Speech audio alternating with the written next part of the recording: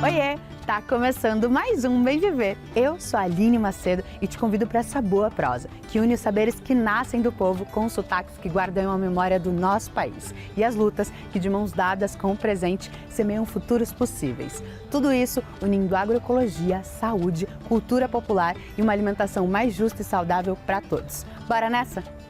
Uma conversa com o diretor Jefferson D sobre o filme Narciso. Tem também a força das mulheres que ocupam um concreto de São Paulo e transformam o grafite em manifesto de existência. O exemplo do arroz agroecológico no Rio Grande do Sul.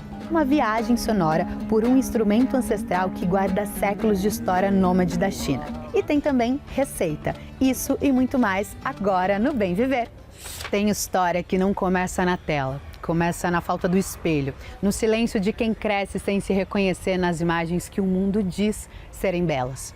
É nesse lugar profundo e real que nasce o filme Narciso, que acaba de estrear nos cinemas. O longa traz atuações potentes, como o Seu Jorge e o jovem Arthur Ferreira, entre outros nomes de peso. A obra me fez lembrar do verso do Emicida, que diz: "Permita que eu fale e não as minhas cicatrizes". É exatamente esse o convite do diretor Jefferson D.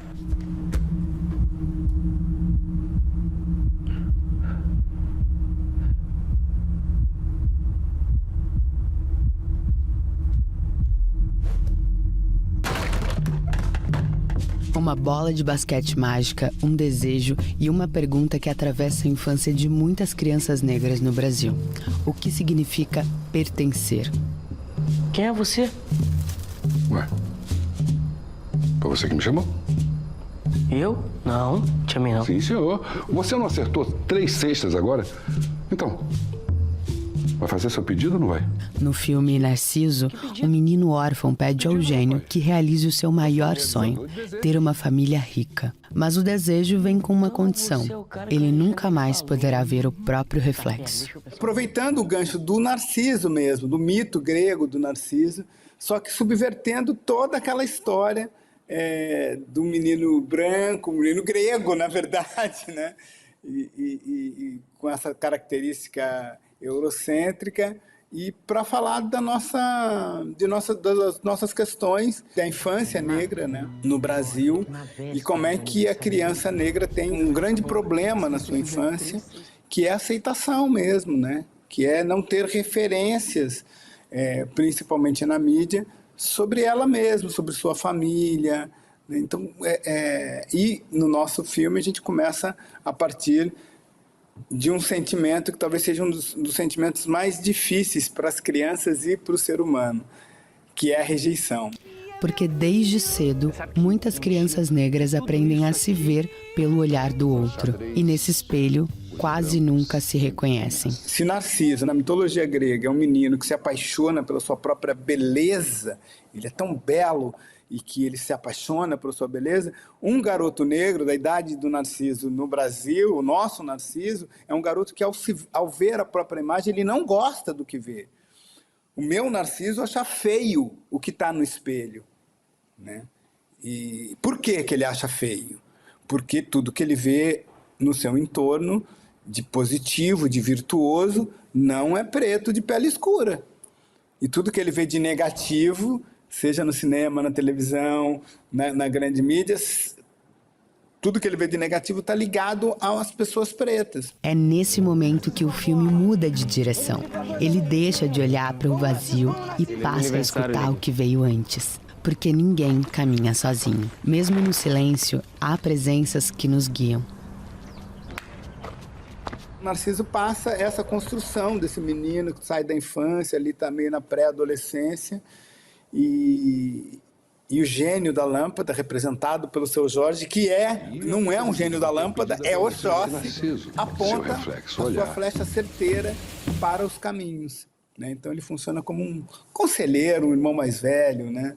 E como nossa ancestralidade. Em Narciso, nada está ali por acaso. Cada detalhe carrega uma memória, cada presença aponta um caminho. E talvez a maior ruptura do filme seja justamente aquela que ninguém anuncia. O que vence é, sobretudo, uma característica muito forte do povo brasileiro. É a fé. E eu não estou falando da fé religiosa, somente da fé religiosa, da fé religiosa também. Mas é o acreditar no amanhã, acreditar que essa dor que eu sinto hoje vai passar. Em um cinema que por tanto tempo ensinou a olhar e reconhecer corpos negros pela ausência, pela falta e pela ferida, Narciso desvia e recusa esse destino já escrito. E em vez de reforçar a dor como o único lugar possível, insiste na vida como gesto de existência. Porque aqui, viver não é só continuar, é reivindicar presença. O filme fala muito desse lugar, né? Com muita dureza, não é só carinho, não. A Carmen, que é a grande mãe do filme, ela senta o dedo ali também. Ela também tem os seus momentos de ser humano, né? E ela fala isso em cena, né? Eu sou uma mulher preta, só que em mim também dói. É muito lindo esse momento até que a gente fez no filme. Essa humanidade, esse direito à humanidade, né? É um filme muito sincero, muito, muito revelador e revolucionário por conta de que a gente gosta da vida, a gente gosta de viver.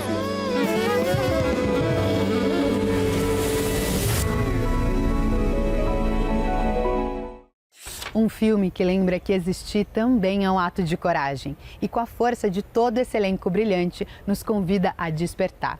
Narciso já está em cartaz. Fica o convite para prestigiar o cinema e sentir essa obra de perto. E falando em representatividade, tem arte que não pede licença, ela ocupa. Porque, para além de beleza, a arte é voz, é denúncia e, ao mesmo tempo, um grito que ecoa nos muros da cidade. Em São Paulo, as mulheres não pintam apenas cores, pintam existência, história, e a gente vai acompanhar agora mais detalhes na reportagem de Beatriz Dag Ramos.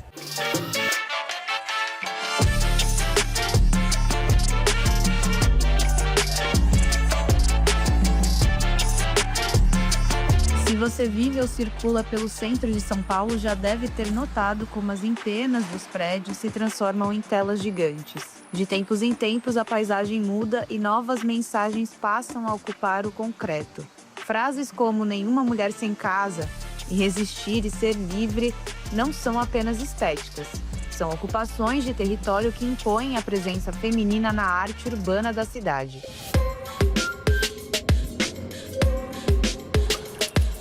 A artista Priscila Barbosa, que começou a pintar murais em 2018, é um desses exemplos. Uma das suas obras foi no edifício Elza Soares, que abriga um projeto de moradia popular, fruto de uma ocupação da Frente de Luta por Moradia, iniciada em 2010. Eu tenho uma conexão muito grande com o centro, mas especificamente com esse edifício que a gente está na frente, que é o edifício Elza Soares, que costumava ser uma ocupação feita pela Frente de Luta por Moradia, e depois de muita luta, de muitas dificuldades e muito empenho, as famílias conseguiram transformar no residencial Elza Soares. Para quem não sabe, esse prédio costumava ser o Hotel Lorde e era um hotel muito refinado, em que só pessoas que tinham muito dinheiro podiam vir. Era frequentado por muitos artistas, inclusive, durante os anos 60. E é por isso que se chama Elza Soares, inclusive, né? Porque durante um período, na década de 60, quando esses artistas frequentavam esse espaço, a Elza, junto com o Mané Garrincha, foram barrados de entrar nesse espaço por racismo.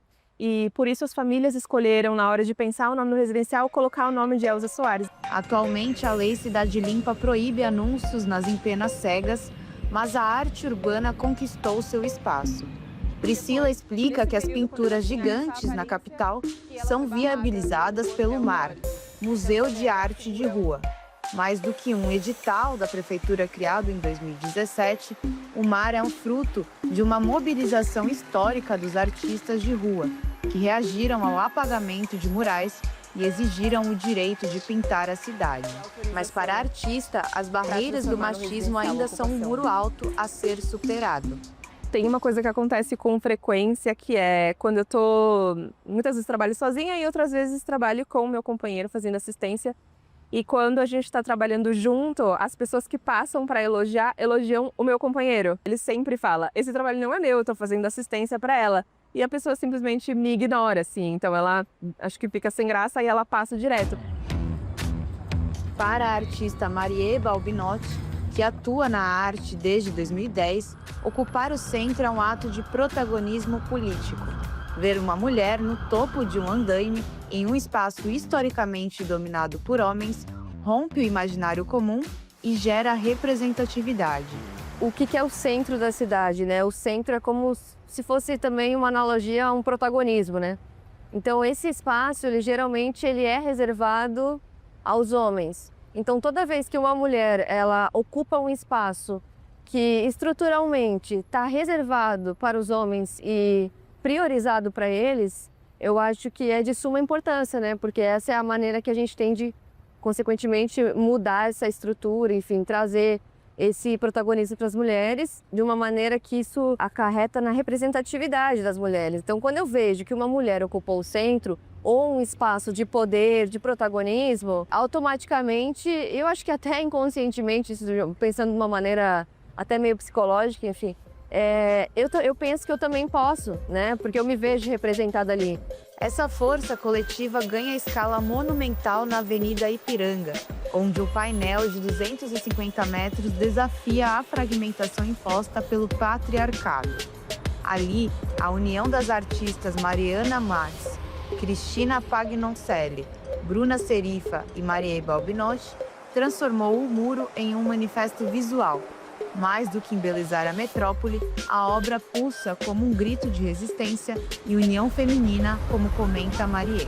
É um grito de estamos aqui, a gente resiste, a gente existe, a gente não vai escalar porque é uma arte forte, né? É uma arte que traz 4 poéticas distintas, onde isso nós temos entre personagens e mensagens e letras e enfim. E mulheres que se uniram, né? Eu acho que isso já é muito grandioso, porque o tempo todo o patriarcado e a sociedade tenta separar a gente. Então, quando 4 mulheres conseguem se unir para fazer algo, é uma força, eu acho, muito potente, assim, muito grande, né? E relevante. E isso traz o quê? Representatividade. Então, outras mulheres que passam aqui se identificam, elas se veem nisso.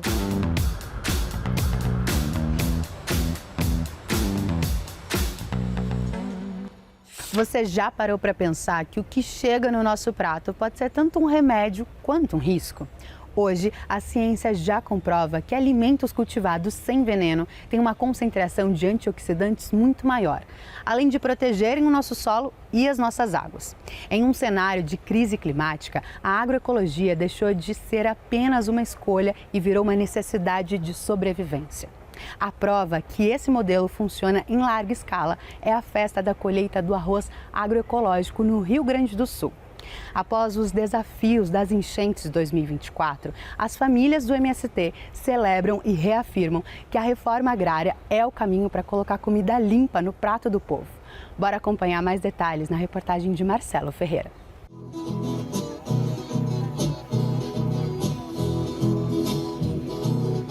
Quando se envenena a terra, a chuva leva pro rio, nossas poesias choram e a vida tá pelo fio. A produção do arroz agroecológico do MST foi celebrada na tradicional Festa da Colheita, neste ano realizada no assentamento Capela, em Nova Santa Rita, na região metropolitana de Porto Alegre. A 23ª edição do evento comemorou uma safra estimada em 14 mil toneladas. Sob o lema Agroecologia é o caminho, famílias assentadas e apoiadores afirmaram a força da reforma agrária. Lara Rodrigues, da Coordenação Nacional do MST, destacou o sucesso de mais uma festa da colheita. A gente tem todas as nossas regiões do estado presente, nossos amigos, nós estamos em mais de 2.500 pessoas e para nós é muito importante essa comemoração, né? Ela é dentro de um território de reforma agrária, onde a gente consegue compartilhar a nossa colheita, compartilhar aquilo que o movimento tem de melhor, né, também, que é a luta, é os nossos alimentos saudáveis e é essa alegria da cultura popular também das nossas famílias assentadas. Entre as 290 famílias que produzem o arroz agroecológico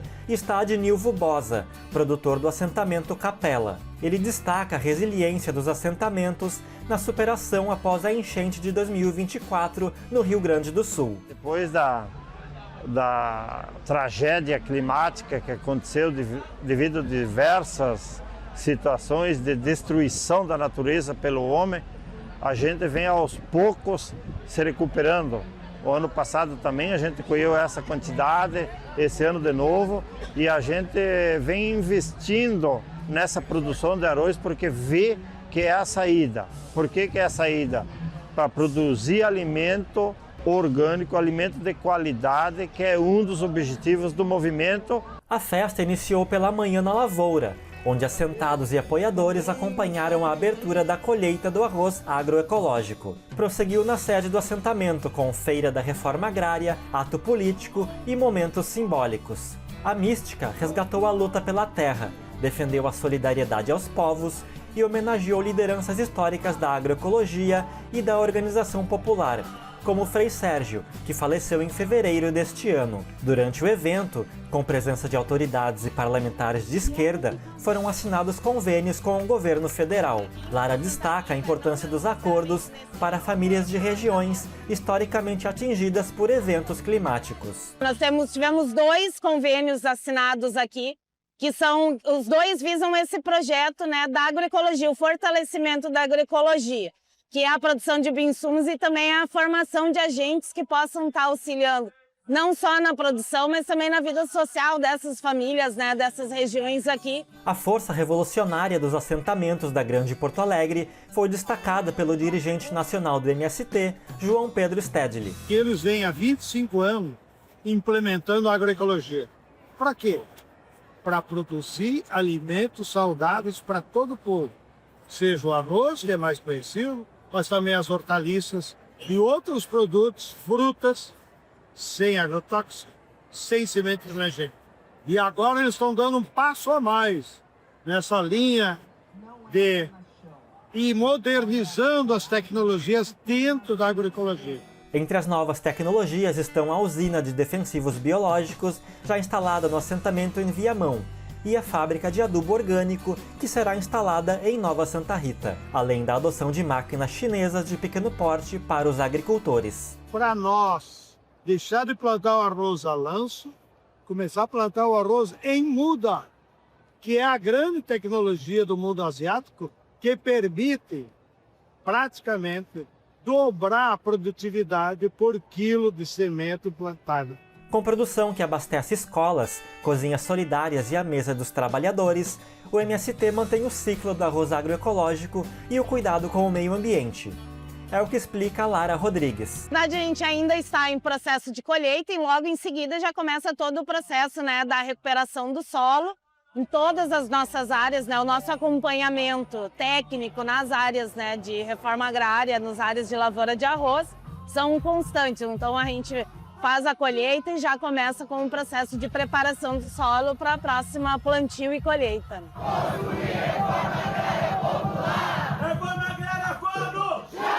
E a gente sai da terra direto para o forno, porque tem dia que tudo que a gente precisa é aquela comida simples que abraça a nossa rotina. E para aproveitar tudo que a gente tem na geladeira. E hoje, a nossa chefe Rema Soto vai nos ensinar a fazer uma torta cremosa, super fácil e deliciosa. É com você, Rema!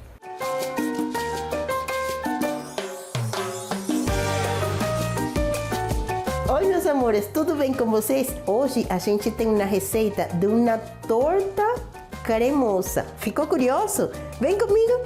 Massa de pastel redonda pequena, 2 ovos, 150 gramas de queijo mozzarella, 150 gramas de presunto, 100 gramas de queijo parmesão, um creme de leite, sal, pimenta do reino, uma pitada de orégano.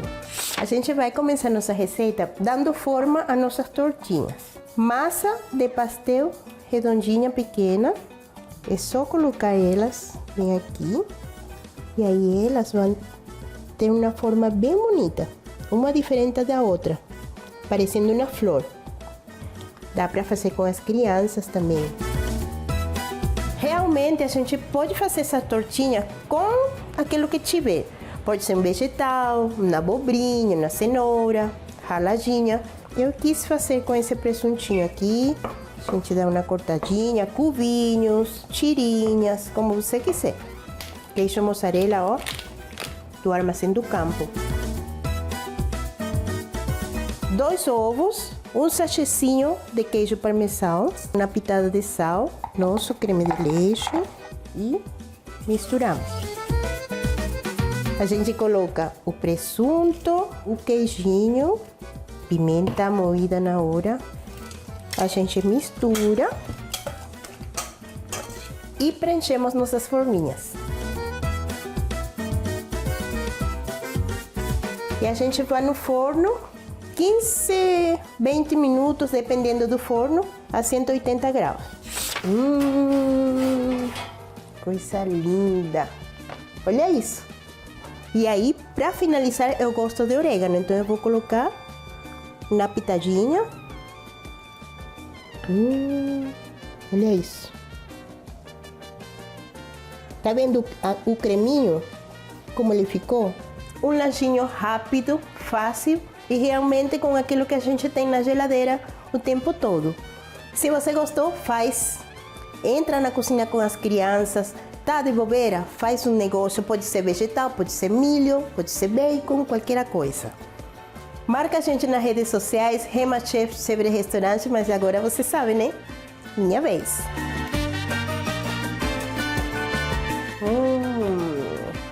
Maravilhoso.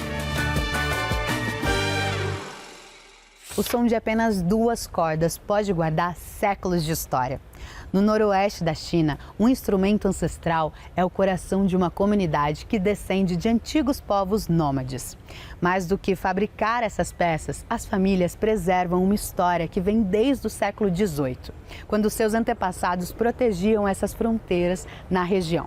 Hoje, essa arte é patrimônio vivo e quem nos conta mais sobre essa história é o repórter Mauro Ramos.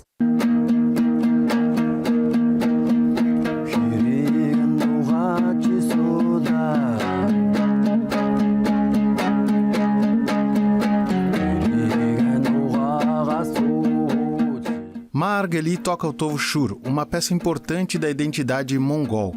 Com cerca de 90 centímetros e apenas 2 cordas, tradicionalmente feitas de tripa de carneiro, o instrumento teve sua importância reconhecida pelo Estado chinês como patrimônio cultural e material nacional em 2014. Ma não apenas domina as melodias, mas também a arte da luteria. Ele mantém sua oficina no condado de Wenchuan, na prefeitura autônoma mongol de Bortala, ao noroeste de Xinjiang. Ali, trabalha ao lado do pai, Ma Dega, o mestre oficial da fabricação artesanal do tovshur na região.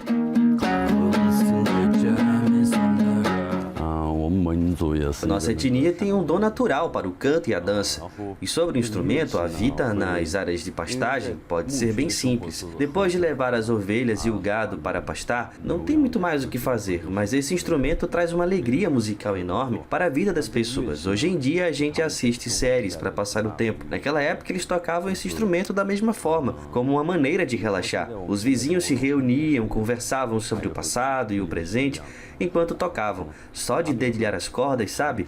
Dá um sabor especial à vida cotidiana. A sonoridade do tovshur é o alicerce para danças e epopeias orais, além das canções de melodia curta de Wenchuan, tradições que também ganharam o status de patrimônio nacional em 2021.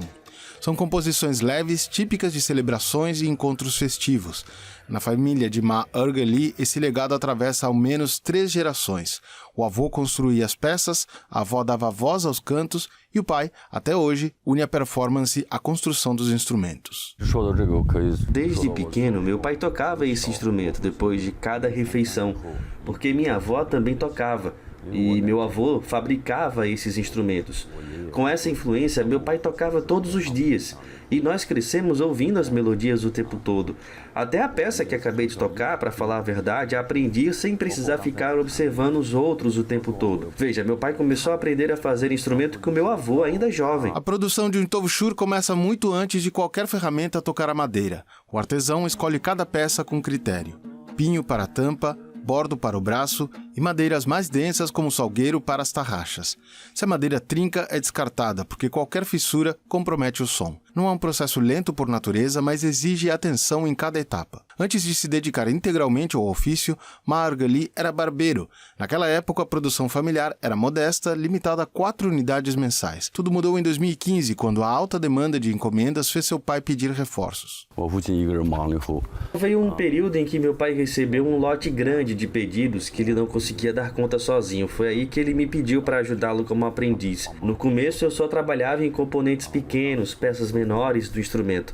Mas ver que essas pequenas peças que eu fazia funcionavam no produto final me deu uma sensação real de contribuição. Esse sentimento de fazer parte foi me puxando para o ofício. Lembro de ver o rosto do meu pai brilhando de suor, o cabelo já ficando branco, mas ele ainda trabalhando com dedicação. Essa imagem me fez assumir esse caminho sem hesitar. Ainda em Wen Chuen, encontramos Yerken, músico descendente de mongóis Chahar. A história de seu povo na região remonta a 1762, quando chegaram para guarnecer a fronteira ocidental sob as ordens da dinastia Qing. Essa presença foi revitalizada em 1961 com o reassentamento de novas famílias. Diferente de Margali, o instrumento de Yerken é o Matoutin, o famoso violino mongol com cabeça de cavalo. Eu sou músico de Matoutin, no condado de Wenchuan. Meus ancestrais eram juntos em 1961 de Chanjiako e Sinin Haotse, na Mongólia Interior e de outros lugares, na fronteira da nossa pátria, descendentes dos mongóis Chahar que guardavam a fronteira. Na aldeia de Bogdar, a arquitetura e as danças evocam o passado dos ancestrais de Yerken. O cenário remete aos tempos dos Kalum, os antigos postos avançados de vigilância. A Igul Jumatai, que preside o comitê do Partido Comunista local, destaca como esse senso de dever histórico ainda molda a identidade dessa comunidade multiétnica. A aldeia de Bogdar é uma grande família composta por muitas etnias. É formada principalmente por uigures, mongóis, Han e cazaques. Em 1762, os Chahar migraram para o oeste a partir de Janjiako, divididos em 3 grupos. Eles se estabeleceram permanentemente no condado de Wenchuan e mais de 20 Kalum foram criados. O Kalum tinha uma só missão na vida: guardar a fronteira da nossa pátria. Isso é conhecido por toda a aldeia e está profundamente enraizado aqui. Para Yerken, preservar a história é manter vivos os ritos de passagem como o tradicional casamento mongol. Precisamos herdar a cultura da nossa nação. O que vocês acabaram de ver é a cena de casamento dos nossos mongóis, o casamento do povo Chahar. Antes fazíamos o casamento assim na estepe. Agora, com o desenvolvimento dessa época, fazemos o casamento num grande restaurante na cidade. O casamento mongol de verdade é o que vocês acabaram de ver. E o Bem Viver de hoje fica por aqui. Eu agradeço a sua companhia. E se você nos ouve pela Rádio Brasil de Fato 98.9, lembra que a gente tem uma versão especial do programa em vídeo no YouTube. Então já aproveita para se conectar com a gente de uma forma diferente. E não esquece, de segunda a sexta, às 7 horas da manhã, nessa mesma sintonia, a gente tem uma versão no rádio. E por fim, na sua plataforma de áudio favorita, a gente tem um podcast de conversas diárias. É só colocar Conversa Bem Viver. Até mais!